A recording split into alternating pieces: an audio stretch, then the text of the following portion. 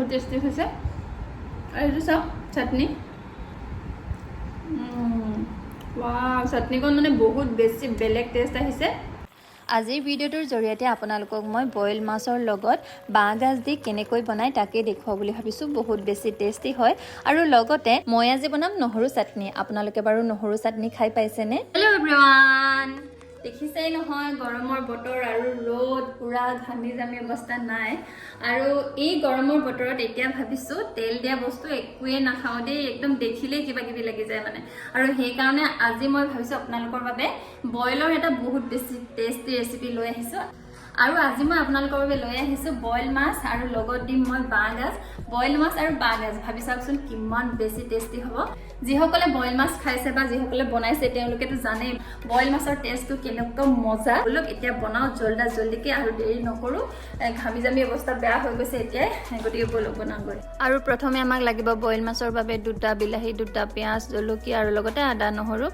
আৰু ইয়াতে মই অকণমান জালুক খুন্দি ল'লোঁ আদা নহৰু পিঁয়াজ সকলোবোৰ ৰেডি কৰিলোঁ লগতে জলকীয়াও কাটি ল'লোঁ আৰু এতিয়া মাছকেইটা ভালকৈ ধুই এখন কেৰাহীত এনেদৰে ৰাখি থৈছোঁ আৰু ইয়াত মই এতিয়া দি দিম খুন্দি থোৱা এই আদা নহৰুখিনি দেখিছেনে আৰু তাৰপিছত মই দি দিম এতিয়া কেঁচা জলকীয়াকেইটা যোনকেইটা মই ফালি থৈছিলোঁ এনেদৰে দিয়াৰ পিছত অকণমান মিক্স কৰি দিম আৰু তাৰপিছত ইয়াত মই দিম কাটি থোৱা বিলাহীকেইটা 2টা বিলাহী কাটি লৈছিলোঁ আৰু গোটেইকেইটাই ভালকৈ এনেদৰে অলপ ডাঙৰকৈ কাটি দি দিছোঁ আৰু তাৰপিছতে দি দিম কাটি থোৱা পিঁয়াজ 2টা আপোনালোকে এনেদৰে দিব তাৰপিছত ভালকৈ মিক্স কৰি দিব আৰু ইয়াৰ পিছত দিম মই এতিয়া এই যে জালুককেইটা খুন্দি থৈছিলোঁ অকণমান দি দিছোঁ আৰু এতিয়া ভালকৈ মিক্স কৰি দিম আৰু ইয়াতে মই দি দিছোঁ 1 চামুচ নিমখ পিছত দৰকাৰ হ'লে আৰু দিব লাগিব আৰু তাৰপিছত দিছোঁ অকণমান জিৰা গুড়ি আৰু তাৰপিছত এতিয়া গোটেইখিনি ভালকৈ মই মিক্স কৰি দিম আৰু ইয়াৰ পিছতে মই এতিয়া দিম মেইন বস্তুটো এয়া দেখিছেনে বাঁহগাজ 1 চামুচ বাঁহগাজ দিছোঁ আপোনালোকে প্ৰথমে গোটেইখিনি দি নিদিব পিছলৈ থৈ দিব কেতিয়া দিব লাগে মই ক'ম বাৰু আৰু এতিয়া এই গোটেইখিনি ভালকৈ মিক্স কৰি ল'ব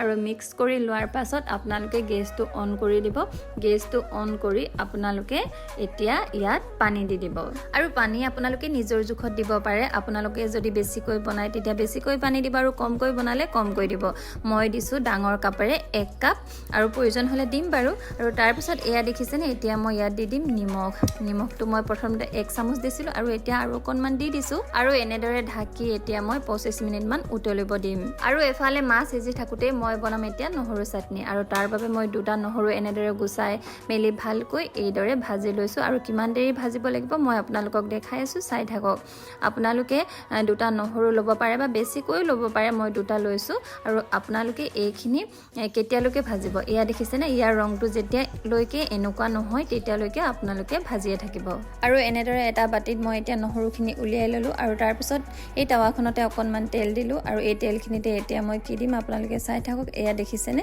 কেইটামান জিৰা গুড়ি আৰু তাৰপাছতে দি দিম মই কাটি থোৱা জলকীয়া কেইটা আৰু লগতে দি দিছোঁ মই 2টা শুকান জলকীয়া আৰু তাৰপিছত এইখিনি মই এনেদৰে অলপমান টাইম ভাজি থাকিম ল' ফ্লেমত এতিয়া দি দিম মই কাটি থোৱা পিঁয়াজটো আৰু কাটি থোৱা পিঁয়াজটো দিয়াৰ পাছত ধুনীয়াকৈ গোটেইখিনি মই ভালকৈ লৰাই সিজাই থাকিম আৰু কেতিয়ালৈকে সিজাম জানেনে যেতিয়ালৈকে ইয়াৰ কালাৰটো সলনি হৈ নাযায় আৰু এয়া দেখিছেনে পিঁয়াজৰ কালাৰটো সলনি হ'ল এতিয়া গেছটো অফ কৰি দিব আৰু লগতে আপোনালোকে দি দিব 1 চামুচ আমচুৰ পাউডাৰ যদিহে আপোনালোকৰ আমচুৰ পাউডাৰ নাই তেন্তে আপোনালোকে নেমু দিব আৰু সোৱাদ অনুযায়ী নিমখ দিব আৰু তাৰ পাছতে আপোনালোকে এই যে অথনি ভাজি থৈছিলে এই নহৰুখিনি এতিয়া ইয়াত দি দিব তেলৰ সৈতে আৰু এতিয়া ধুনীয়াকৈ এইখিনি মিক্স কৰি ল'ব আৰু ইয়াতে এটা বস্তু এড কৰিবলৈ থাকিলে আৰু সেইটো হৈছে মান ধনিয়া আপোনালোকে যদি মান ধনিয়া নাখায় তেন্তে ইটো ধনিয়া দি দিব আৰু ভালকৈ গোটেইখিনি মিক্স কৰি ঠাণ্ডা হ'বলৈ দিব আৰু ঠাণ্ডা হ'বলৈ দিয়াৰ পাছতেই আপোনালোকে মিক্সি জাৰত এনেদৰে গোটেইখিনি মিশ্ৰণ ভৰাই দিব আৰু তাৰ পাছতে এয়া দেখিছেনে ৰেডি হৈ গ'ল নহৰু চাটনি বহুত বেছি টেষ্টি হয় আৰু গোন্ধটো যে কি কম বহুত মজা হয় আপোনালোকে এনেদৰে বনাই খাবচোন বহুত বেছি ভাল লাগিব আৰু এয়া 25 মিনিট হৈ গ'ল বইল মাছো ৰেডি হৈছে দেখিছেনে কিমান ধুনীয়াকৈ উতল আহিছে আৰু এতিয়া মই এই যে দেখিছে বিলাহীখিনি হেতাখনেৰে এনেদৰে ভাঙি দিম যেহেতু ভাঙি দিলে বেছি টেষ্ট হয়। আৰু তাৰ পাছতে মই দি দিম বাঁহগাজ। এতিয়া উতলি থাকোঁতেই বাঁহগাজখিনি দিলে গোন্ধটো বহুত বেছি টেষ্টি হয়। আৰু তাৰ পাছত অকণমান দেৰি উতলিব দিম আৰু উতলাৰ পাছতে আমাৰ বইল মাছ ৰেডি হৈ গ'ল। আৰু এতিয়া সকলোতকৈ শেষত এটা বস্তু দিম আৰু সেইটো হৈছে সৰু সৰুকৈ কাটি থোৱা মান ধনিয়া। এনেদৰে মান ধনিয়াখিনি ছটিয়াই দিব আৰু তাৰপিছত ধুনীয়াকৈ ঢাকনখন দি 5 মিনিটমানৰ পাছত আপোনালোকে খাবলৈ আৰম্ভ কৰি দিব। বহুত বেছি টেষ্টি হয়। দেখিছেনে? দেখিলেই খাওঁ খাওঁ আপোনালোকৰ লাগিছেনে বাৰু? সঁচা কথা ক'বচোন। এতিয়া মই এইখিনি ধুনীয়াকৈ 5 মিনিট থাকিব দিম আৰু তাৰপিছত মই খাই দেখাম আপোনালোকক। গতিকে এতিয়া ঢাকি থওঁ দেই। আৰু এতিয়া মই ভাত বাঢ়ি ল'লোঁ আৰু এনেদৰে ভাতৰ ওপৰতে দি দিছোঁ এটা মাছ।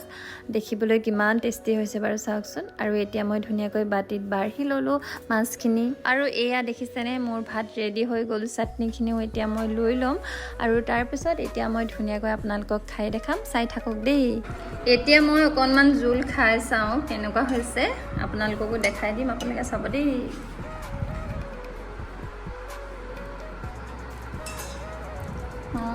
বহুত টেষ্টি,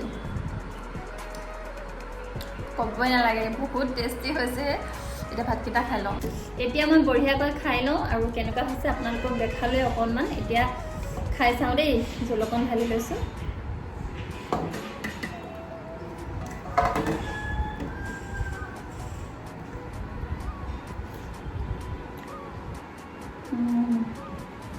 বহুত টেষ্টি হৈছে। আৰু এইটো চাওক চাটনি।